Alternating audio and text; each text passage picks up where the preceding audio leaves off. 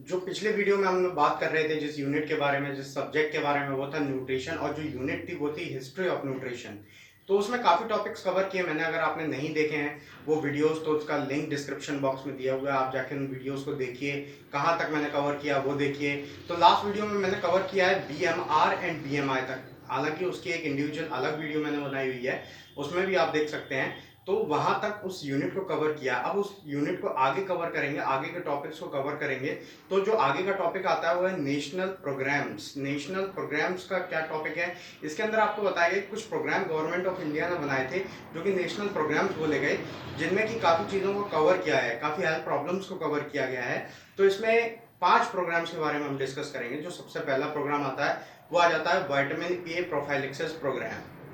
Next जो आ जाता है वो आ जाता है national anaemia prophylaxis programme. Next आ जाता है इसके बाद जो प्रोग्राम आता है मिड डे मील प्रोग्राम। उसके बाद जो डिस्कशन करेंगे वो आ जाता है national iodine control programme, iodine disorder control programme. उसके बाद नेक्स्ट आ जाता है ICDS। ICDS का मतलब है integrated child health and development programme. अब इन सारे प्रोग्राम को एक एक करके हम डिस्कस करेंगे। तो सबसे पहले आ जाता है आपका vitamin A prophylaxis programme. Vitamin A prophylaxis programme नाम से ही पता चलता है कि विटामिन ए की डेफिशिएंसी को कवर करने के लिए गवर्नमेंट ऑफ इंडिया ने प्रोग्राम को लॉन्च किया था। इस प्रोग्राम को जब लॉन्च किया था तो वो ईयर थी 1970। 1970 में इस प्रोग्राम को लॉन्च कर दिया गया था। इस प्रोग्राम को जब लॉन्च किया था तो इसकी स्ट्रैटेजी बनाई गई थी। इसमें स्ट्रैटेजी जो बनाई गई थी वो यह थी कि जो प्रोग्राम है वो प्रोग्राम आपका जो बच्चे हैं उनको विटामिन ए के डोजेस प्रोवाइड करेगा। विटामिन ए के डोजेस कैसे प्रोवाइड करेगा? 2 लाख आयु, आयु का मतलब होता है इंटरनेशनल यूनिट, 2 लाख आयु विटामिन ए की डोजेस प्रोवाइड की जाएगी in 6 month, in each 6 month up to 3 years. मतलब 3 साल तक 6 महीने के अंतराल में ये डोजेस हर बच्चे को प्रोवाइड की जाएंगी ताकि वो विटामिन ए की डेफिशिएंसी में ना जाए। अब ये प्रोग्राम चालू क्यों किया गया? चालू इसलिए क्या किया गया था क्योंकि जो जीरोप्थीनिया या फिर जो ब्लाइंडनेस है उसको कंट्रोल करने के लिए इसको कवर किया, चालू किया गया था। आपको अगर नहीं पता तो ये एक फैक्ट है कि बच्चे जो होते हैं उनके अंदर जो सबसे बड़ा कॉज है ब्लाइंडनेस का वो विटामिन ए डेफिशिएंसी ही है। अब जो हमने देख लिया इसमें विटामिन ए प्रोफाइलिक्सिस। अब जो नेक्स्ट आ जाता है national anaemia prophylaxis programme, control programme. अब जो नेशनल अनीमिया प्रोफाइलिक्सिस प्रोग्राम जो आ जाता है आपको 1970 में लॉन्च किया गया था गवर्नमेंट ऑफ इंडिया के द्वारा। इस प्रोग्राम में आपको यह बताया गया था कि जो अनीमिया से केसेस बढ़ रहे हैं या पेशेंट्स बढ़ रहे हैं उनको प्रिवेंट करने के लिए ये प्रोग्राम चालू किया गया था। अब इस प्रोग्राम की स्ट्रेटजी थी 2 कैटेगरी के लोगों के लिए, एक तो प्रेग्नेंट वुमेन के लिए और एक यंगर चिल्ड्रंस के लिए। यंगर चिल्ड्रंस कितनी एज तक के? 1 से लेकर के 12th की एज तक के जो यंगर चिल्ड्रंस थे उनको यहाँ पर कवर किया गया था। अब इन्होंने किया क्या इस प्रोग्राम के अंदर? इन्होंने क्या किया कि जो आपके अनीमिया को कंट्रोल करने के लिए जो टैबलेट्स आती हैं, फॉलिक एसिड टैबलेट्स, इनका डिस्ट्रीब्यूशन किया इन 2 एज ग्रुप्स में, यानी कि प्रेग्नेंट लेडीज में और साथ ही साथ जो 1 to 12 ईयर्स तक के बच्चे थे उनके अंदर, ताकि उनके अंदर अनीमिया ना हो। तो ये स्ट्रेटेजी बनाकर इस प्रोग्राम को कंटिन्यू किया गया था। अब जो नेक्स्ट प्रोग्राम आ जाता है इसके बाद वो आ जाता है mid day meal programme. Mid day meal programme क्या है? मिड डे मील प्रोग्राम जो है वो एक ऐसा प्रोग्राम है 19 पहले तो ये स्टार्ट कब किया गया? स्टार्ट हुआ 1925 में। 1925 में स्टार्ट हुआ। मिड डे मील प्रोग्राम की मेन स्ट्रेटेजी ये थी जो बच्चे हैं उनमें माल न्यूट्रिशन को अवॉइड करना। माल न्यूट्रिशन को अवॉइड करने के लिए इन्होंने क्या किया, स्कूल्स में ये प्रोग्राम लॉन्च किए। स्कूल में जो बच्चे आते हैं उनको न्यूट्रिशन प्रोवाइड किया जाए। तो इन्होंने पहली स्ट्रेटेजी ये बनाई थी कि लगभग 300 कैलोरीज उनको स्कूल में प्रोवाइड की जाए, 8 to 12 ग्राम प्रोटीन उसमें हो, और 200 दिन तक ये चालू किया जाए प्राइमरी स्कूल चिल्ड्रंस के अंदर। अब ये प्रोग्राम इसी स्ट्रेटेजी के साथ रन होता रहा, लेकिन 2004 में इसमें कुछ चेंजेस किए गए, प्रोग्राम रिवाइज हुआ फिर से। लेकिन फिर 2006 में कुछ चेंजेस और किए गए और प्रोग्राम को रिवाइज किया गया, और वही चेंजेस जो हैं वो आज तक चलते आ रहे हैं। तो ये था आपका mid day meal programme. Mid day meal programme के बाद जो प्रोग्राम आ जाता है वो आ जाता है आपका iodine deficiency disorder control programme. Iodine deficiency disorder control programme 1962 में लॉन्च किया गया था गवर्नमेंट ऑफ इंडिया के द्वारा। ये जो प्रोग्राम है वो लॉन्च किया गया था आयोडीन डेफिशिएंसी डिसऑर्डर्स को कंट्रोल करने के लिए। अब कौन कौन से डिसऑर्डर आयोडीन डेफिशिएंसी डिसऑर्डर के अंदर आ जाते हैं? तो उसमें आ जाता है आपका मेंटल रिटार्डेशन आ जाता है, फिजिकल रिटार्डेशन आ जाता है, उसके साथ डीफनेस आ जाता है, या फिर आप देखेंगे म्यूटिज्म आ जाता है इसके अंदर, स्टिल बर्थ आ जाता है, अबॉर्शन आ जाता है, ये सारे कंडीशंस आयोडीन डेफिशिएंसी डिसऑर्डर्स के अंदर आ जाते हैं। तो इनको प्रिवेंट करने के लिए गवर्नमेंट ऑफ इंडिया ने प्रोग्राम चालू किया था। इसके अंदर मेन स्ट्रैटेजी ये थी कि जो नॉर्मल सॉल्ट है उसको छोड़ करके लोग आयोडीन सॉल्ट जो है उसका यूज करना शुरू कर दें, जिससे कि उनकी बॉडी में होने वाली आयोडीन की कमी की वजह से जो डिसऑर्डर्स हो सकते हैं वो ना हो उनके अंदर। तो अब जो नेक्स्ट प्रोग्राम आ जाता है हमारा, वो आ जाता है आईसीडीएस। आईसीडीएस कभी कभार एक ऐसा क्वेश्चन है जो कि अकेले ही शॉर्ट नोट में पूछ लिया जाता है कि आईसीडीएस प्रोग्राम क्या है। तो आईसीडीएस प्रोग्राम एक ऐसा प्रोग्राम है जिसकी फुल फॉर्म आ जाती है integrated child health and development services. ये जो प्रोग्राम है वो 1962 में लॉन्च किया गया था, सॉरी 1975 में लॉन्च किया गया था। और ये जो प्रोग्राम है इसके अंदर आपको कुछ स्ट्रेटेजीज बताई गई हैं। इन स्ट्रेटेजीज को अगर देखें तो पहली आ जाती है कि इन्होंने बोला था कि इम्प्रूवमेंट किया जाए न्यूट्रिशन में, जो कि बच्चे 6 साल से कम है, मतलब 6 साल से कम बच्चे, कम उम्र के बच्चे जो हैं उनके न्यूट्रिशनल स्टेटस को बढ़ाया जाए, इम्प्रूव किया जाए।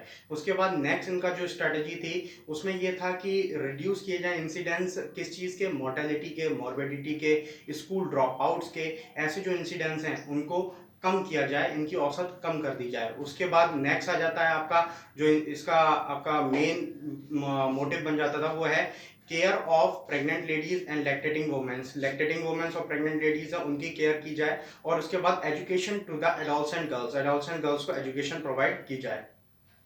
अब इस टॉपिक के बाद जो एक मेन टॉपिक आ जाता है हमारा वो है फूड स्टैंडर्ड्स। फूड स्टैंडर्ड्स क्या होता है?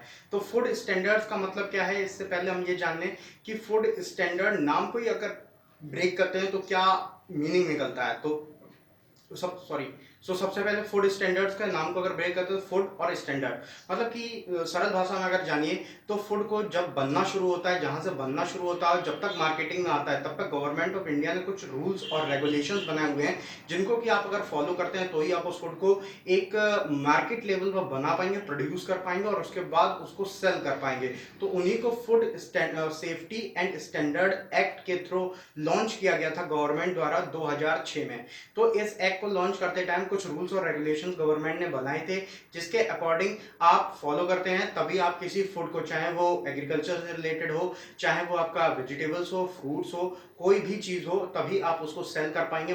अब जो फूड स्टैंडर्ड के अंदर सबसे बड़ा मेजर टॉपिक आ जाता है, मेजर पॉइंट आ जाता है, वो आ जाता है FSSAI।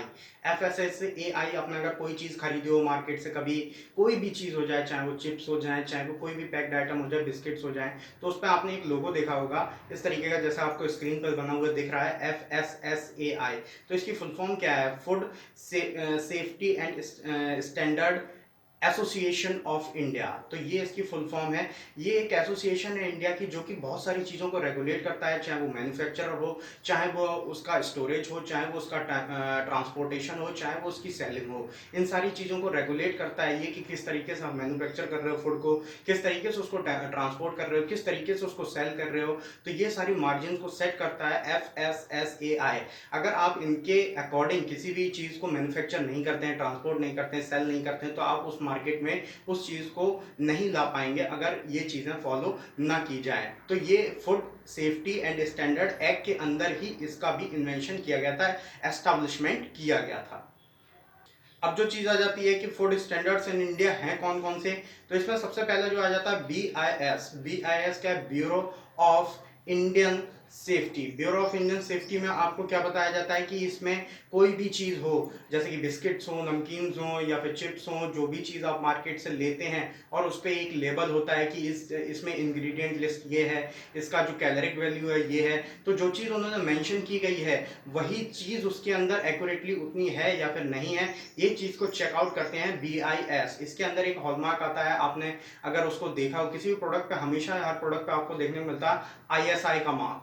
ISI का मार्क आपने नहीं देखा अगर तो स्क्रीन पे मेंशन किया हुआ आप देख सकते हैं स्क्रीन पर।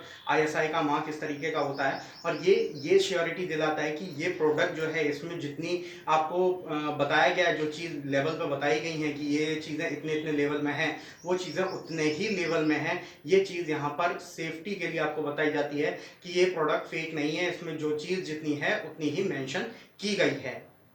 उसके बाद जो नेक्स्ट फूड स्टैंडर्ड्स इंडिया के अंदर हैं वो आ जाता है आपका एग मार्क। एग मार्क में आपको क्या देखने को मिलता है, एग मार्क का एक लोगो होता है, एक हॉलमार्क आता है इसका, जो कि आपको स्क्रीन पर दिख रहा है, इस तरीके का रहता है। ये उन प्रोडक्ट्स पे देखने को मिलता है आपको जो एग्रीकल्चर से रिलेटेड है, उनका सर्टिफिकेशन प्रोवाइड करता है एग मार्क। तो उसके सर्टिफिकेशन के लिए बहुत ज़्यादा ज़रूरी होता है, जो कि एग्रीकल्चरल फील्ड से जुड़े हुए हैं। उसके बाद नेक्स्ट आ जाता है एफपीओ। एफपीओ की फुल फॉर्म क्या है, food product order. Food product order क्या है, ये भी सर्टिफिकेशन प्रोवाइड करता है, लेकिन दूसरे वेरिएशन ऑफ फूड को, जो कि आपके फ्रूट कैटेगरी में आते हैं या फिर जो आपके वेजिटेबल्स की कैटेगरी में आते हैं, उनको ये सर्टिफिकेशन प्रोवाइड करने का काम करता है। तो यहाँ पर जो फूड स्टैंडर्ड्स का जो टॉपिक था वो यहाँ पर एंड होता है। अगर आपको कोई डाउट होता है इससे रिलेटेड या कोई भी टॉपिक जो मैंने आपको पढ़ाए हैं, तो उसको आप डिस्क्रिप्शन में, सॉरी, जो कमेंट सेक्शन में उसमें पूछ सकते हैं, या फिर जो इंस्टाग्राम है उसकी आईडी का लिंक आपको दिया जा रहा है, इस पर आप फॉलो करिए और डीएम कर सकते हैं कोई चीज़ अगर आपको वहाँ पर पूछनी है तो। अब जो हमारा नेक्स्ट टॉपिक आ जाता है, जो कि लास्ट टॉपिक है इस पूरी यूनिट का, वो आ जाता है एलिमेंट ऑफ न्यूट्रिशन।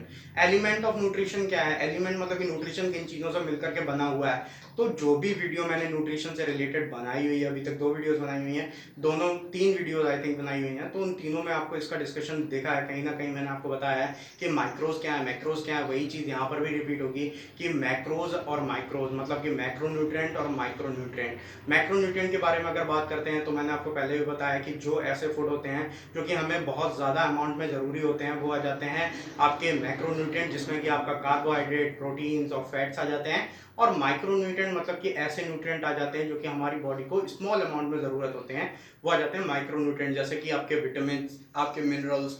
अब ये जो टॉपिक है ये ऐसा समझ लीजिए कि ये अगले जो चैप्टर है, अगली जो यूनिट है जो हम स्टार्ट करेंगे, उसका इंट्रोडक्शन एक तरीके से, क्योंकि उसमें हम अब अपने मैक्रो न्यूट्रिएंट्स को पढ़ना स्टार्ट कर देंगे। जैसे कि कार्बोहाइड्रेट पहला है, उसके बाद आपको पढ़ा जाएगा फैट, उसके बाद प्रोटीन्स। तो कार्बोहाइड्रेट से स्टार्टअप करेंगे हम कि कार्बोहाइड्रेट की ओरिजिनेशन क्या है, फंक्शंस क्या है, उसकी यूजेस क्या है, उसका डाइजेशन कैसे होता है, मेटाबोलाइजेशन कैसे होता है, ये सारी चीज़ों का हम पढ़ेंगे। तो इन डीप अगर हम आगे देखेंगे इन चीज़ों के बारे में कि ये चीज़ें क्या हैं, पहले मैक्रोज को ख़त्म करेंगे और उसके बाद माइक्रोज स्टार्ट करेंगे। तो यहाँ पर ये जो यूनिट है ये एंड होती है। अगर कोई डाउट होता है तो आप कमेंट में पूछ सकते हैं। Thank you for watching.